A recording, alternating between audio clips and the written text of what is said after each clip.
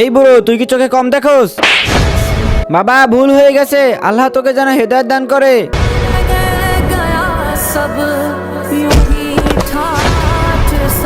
আরে ও চাচা, আপনি তো আল্লাহর বান্দা, আর আল্লাহর বান্দা কাউকে বরদোয়া দেয় না। বেটা, আমি কোনো বরদোয়া দেইনি। আরে চাচা, আপনি আমাদের সাথে চলেন।